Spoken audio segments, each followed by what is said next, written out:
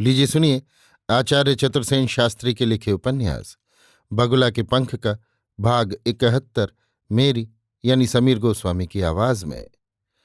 बड़े हौसले की औरत निकली, जान पर खेल गई।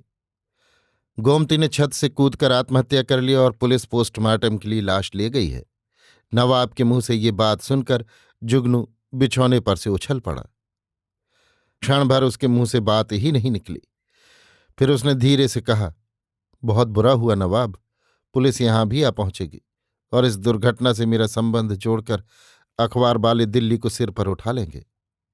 कुछ भी नहीं होगा दोस्त, मैंने कहा ना कि बीती ताही बिसार दे आगे की सुध ले हो। पुलिस से मैंने मामला तय कर लिया है। 2,000 रुपये लेकर उसने मामला रफा दफा कर दिया। दिमाग खराब था, एक छत से कूद पड़ी। डॉक्टर को भी उन लोगों ने पटा लिया। तुम्हारा नाम इस झंझट में नहीं आएगा। मैंने राधे मोहन को भी समझा दिया है कि इज्जत का सवाल है, वो चुप रहे, परंतु वो बिल्कुल बदहवास हो रहा है और सिर धुन रहा है। पर तुम्हारे खिलाफ अब वो मुंह नहीं खोलेगा। बहुत झिकझिक करनी पड़ी। लाओ चाय पिलाओ इसी बात पर। इतना कहकर नवाब ने सोफे पर पांव फैला दिए। नौकर चाय रख गया, पर जुगनू के हलक से चाय नहीं उतर रही थी। 21 दिन वो उस बदनसीब औरत के पास रहा। उसके अलहड़ अज्ञान से लाभ उठाकर उसने उसके तन मन को अपने में समेट लिया। किस तरह कबूतरी की तरह उसने आत्मसमर्पण कर दिया और मर मिटी।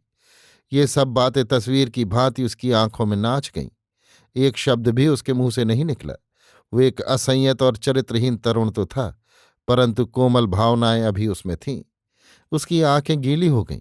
नवाब ने कहा, यार कैसे मर्द हो, औरत के लिए आंखें भर लाई। लेकिन जुगनू ने जवाब नहीं दिया। आंसू पहुंचकर वो चुपचाप पलंग पर पड़ रहा।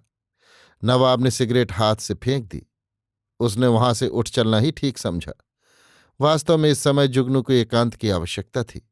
नवाब ने कहा, बड़े नादान हो दोस्त, अब तुम जरा सो रहो। ये कहकर नवाब वहां से चल दिया। अभी आप सुन रहे थे आचार्य चतुर्सेन शास्त्री के लिखे उपन्यास बगुला के पंख का भाग 71 मेरी यानी समीर गोस्वामी की आवाज में।